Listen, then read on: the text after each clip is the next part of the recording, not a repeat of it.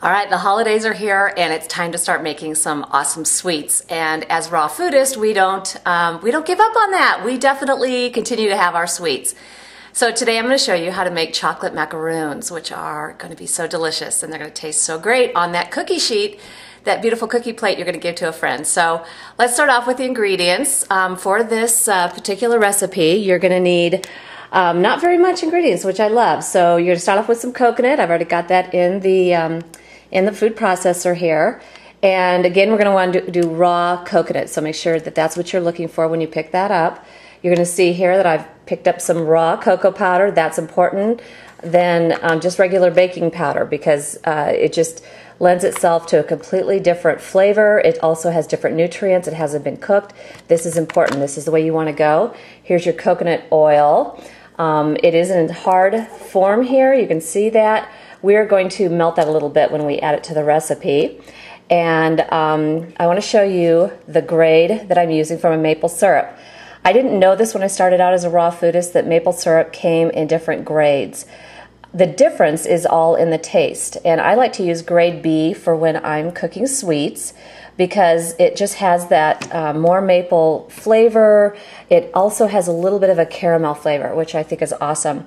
And then just check out the sea salt that I'm going to use this time. Simple, basic, but you know, important that it's not regular salt. So here's the basic ingredients. You're also going to want to get your dehydrator sheets ready and get that going, and let's move on. Okay, so we're back, and I want you to check out the consistency of what I've done here in the the processor. So I've mixed it up, and the secret to working with living food is that you want to be tasting as you're making it, because you want to make sure, you know, if you have to add anything, when you're working with living foods, the tastes are different per batch. That's what makes it so wonderful. So you never know exactly what flavor you're going to get. So you definitely want to be tasting as you go along. These are great. And that cocoa tastes like dark chocolate. It is just decadent. So I'm going to use a little ice cream scooper to scoop out. This is going to make my life so much easier. And onto the pan it goes. So that's the process here.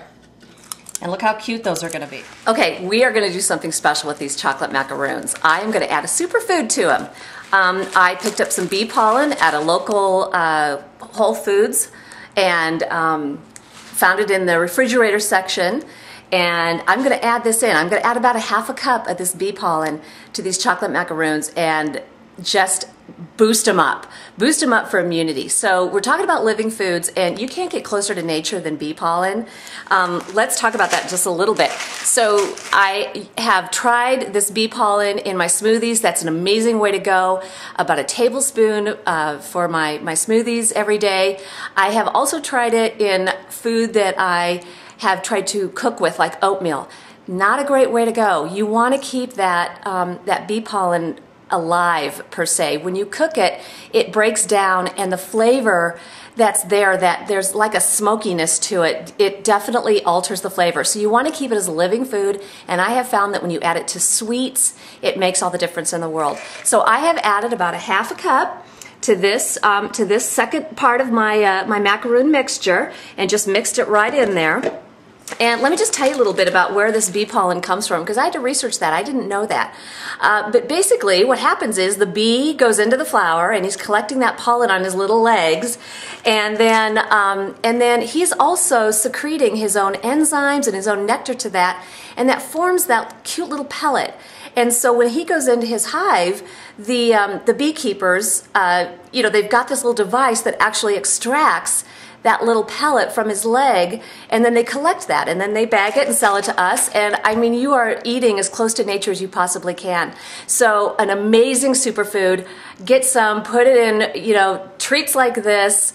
Eating it just out of the bag, I don't know, you know, they have to be kind of brave to do that. But anyway, so let's continue on. So I'm going to go ahead and make these up into cookies, and I've got my first batch ready to go, so you can see it here on the plate. And there's a secret here to dehydrating these fabulous little cookies. You want to put them in your dehydrator and let them sit there about 12 hours, and then check them out. What you're looking for is a hard kind of a crispy outside, and that's what the coconut does. The coconut, you're not going to have this mouthful of a coconut bomb. You know, for people who are like, well, you know, macaroons are great, but I don't like coconut. No, don't worry about that. The coconut's really used to give that crispy outside center. What you're going to get is the flavors of the maple syrup and the vanilla and that amazing chocolate. Love that. So you want these to be crisp on the outside, but you want them to still be moist on the inside, so you want to keep checking them.